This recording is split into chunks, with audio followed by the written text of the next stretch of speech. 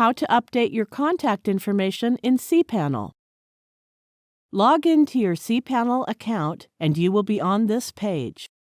Scroll down to the Preferences section and click Contact Information.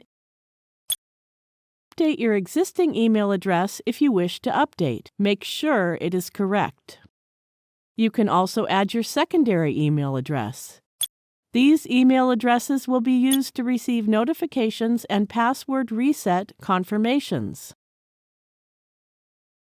You can choose to be notified when you are approaching your disk quota, bandwidth usage limit, or SSL certificate expiry.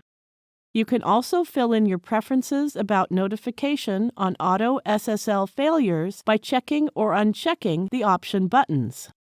We recommend you retain the default setting. Now click the Save button. That's it. We have successfully updated the contact information in cPanel. Thank you for watching.